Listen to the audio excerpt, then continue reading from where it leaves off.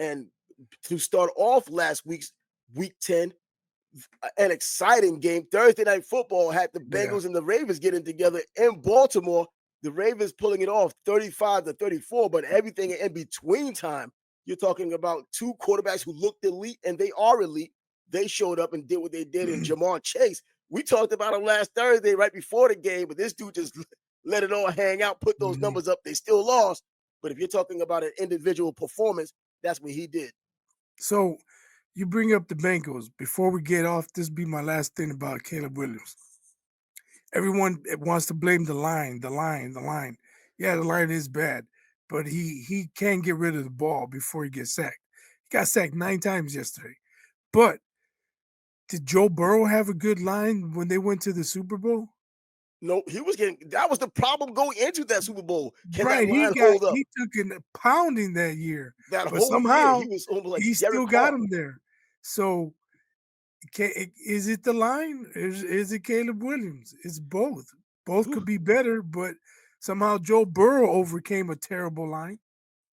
Yeah, and he had some experience, a little bit more experience. You still have a rookie quarterback here, and the game probably hasn't slowed down for him completely, or it has a little bit because he's looked better in some situations. It's just that as the season has gone on, you would normally expect him to get better, and then he's not getting any better. He's either stagnating or regressing, like you've already said. But Joe Burrow, it looks like he's doing his part for the Bengals. It's just that the rest of the team just can't catch a break. This is another one of those games and where they just couldn't catch a break, even with Jamar Chase getting 264 yards receiving, averaging over 24 yards per reception, just having a freaking night out there. They still lose because Lamar Jackson, Derrick Henry wasn't as configured into this win as he would normally has been this season. Lamar Jackson, 4 touchdowns, no interceptions. Another bit of that inconsistency, showing one day that you can throw the ball, the next day you don't necessarily throw it that well. But with Derrick Henry there, it doesn't matter. He fills in the gaps. They win the game. I was laughing because before the game that we did the show and we talked about which Ravens was going to show up, good Ravens or bad Ravens. And it looked like both Ravens showed up in that game.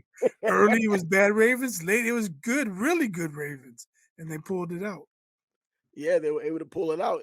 And this is one of those seasons, I think both college and pro, you really can't lay it down except for the teams that seem at the top and they just haven't lost as much yet. And I'm talking about Kansas City, who is still undefeated. And we're still making arguments, at least right now. They haven't even played their best football. You can look at the wins they've gotten and you can look at Mahomes' numbers, and they never looked so far this season Mahomes-esque. But then you look at the Detroit Lions having to come from behind, able to survive 5 picks by Jared Goff and still win on the road That's against the crazy. Houston Texans, even though the Texans don't have their receivers. Nico Collins was called out for this game, had to sit down because of the hamstring. They were going to activate him at the last second. They didn't do it. They were winning until they were losing, and Detroit wins again, surviving 5 interceptions.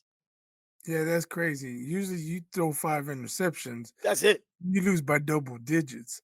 Yeah. Obviously the Texans weren't able to capitalize because they their lead wasn't large enough for them to hang on. But you still gotta give the Lions credit. They overcame that, and that kicker, I don't know if he could have got it any closer squeezing it in like that, but from 58 yards, you take it however you can.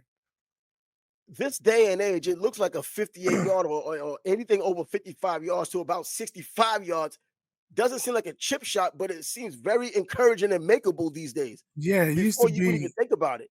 it used to be he's gonna make a 53 yarder or attempt a 53 yarder. I don't know if he has a leg for it. And if he made it, it would barely make it. Now guys are kicking 55, 57 yarders with plenty of the distance. Yeah, 10 yards to spare after 60-yard field goals or 55-yard field goals. You're like, that would have been good from 67. Looking at college records, Mhm. as if these kickers are using a pancake to kick off of. But the Detroit Lions still looking good, still just one loss. It's a testament to their team to do as well as they're doing because they're getting all of these turnovers or had these turnovers. We're still able to pull it off. Now, do you really look at it and say because the Houston Texans can't be that good right now? Stephon Diggs is out for the season. Nico Collins didn't come in. All they really have is Stroud, and Stroud still held them together until Well, the better team still won, even with all the turnovers. I'm thinking Detroit is legitimate. And as I said last week, I would not be surprised and I would be happy for them if they had gone to the Super Bowl and even won. But Kansas City, come on, another win, another squeaky win against a team they were supposed to just beat up on in Denver. Another rookie quarterback in Bo Nix coming to town, but they still win. A sloppy one, but they still win. Right. And on that blocked field goal, it Yeah. was a jailbreak. It was like there was almost no resistance. I mean, you gotta give that line credit. Like they really wanted to block it. They whole bunch of dudes busted through there. They were playing like it was the Super Bowl. Um, I don't know. I was surprised, but seeing Mahomes run around celebrating, I'm like, come on, that's not a block kick to go to the Super Bowl or win the Super Bowl. But maybe they got their sights on 17-0. Yeah, and I wonder if that's really important to them or just getting back and winning a Super Bowl because of just winning a Super Bowl, whether they want to just talk about a three-peat or not, just winning the Super Bowl will give you the three-peat. So if they try to take it this one game at a time, we're not necessarily looking at the past. That's what they will say. But yeah, if you just win the Super Bowl, well, by doing that, you're going to have the three-peat. You're going to make history in this Super Bowl era of NFL football.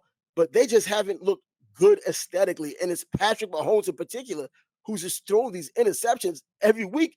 He's either throwing interceptions or he's just throwing for about 150, 200 yards, looking like Trevor Lawrence in some cases in terms of numbers. But yeah, they continue to win, undefeated. There's no excuse for undefeated, no matter how they won it. When you're undefeated this late in the season, you've earned being undefeated. And moving on to another game that's embarrassing, the United States or at least the NFL wants to expand the scope of the NFL. They want the rest of the world to see what they have to offer.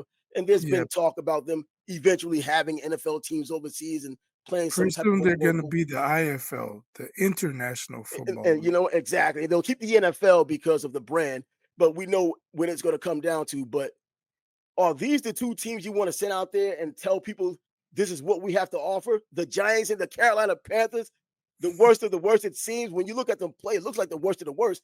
I thought the Jets were bad, and they are. But when you watch what's going on in New York with Daniel Jones, and we've seen what's going on with Carolina, now winning two in a row, but these two teams go out there and it looks still abysmal. And Daniel Jones has to be one of the worst quarterbacks in the league. Yeah, he has to be. He's stealing money, but he has to be one of the worst. Yeah, you have to question the NFL's thinking on this. Do they not want to send contenders because they don't want to ruin their seasons? But they're not sending a good product. And if you're trying to Nope. grow the game, it's like instead of sending Michael Jordan, like if the NBA was doing it back in the day, they send Kelly Trapuka and the Hornets. You know, Look what we have to offer. This is this. We're gonna like offer you these droids, like they said in Star Wars. instead of sending Magic, Lakers versus Philly or Boston versus the Knicks, you get Charlotte versus Portland. And Chauncey Billups blowing up over the 45 points like he did last night. But man, that's just an embarrassment. Even though Carolina did win, even though for them that's something big, they do have 3 wins now. They 2 in a row. But Bryce Young, you're winning as a quarterback who threw for about 120 some odd yards, 26 yards. I don't know what to say. Now, Chuba Hubbard, he ran the ball and was effective doing it, had over 5 yards a carry, had over 660 yards rushing. But this is what you're showing the rest of the world. This is what you have to offer. I don't think the world is impressed.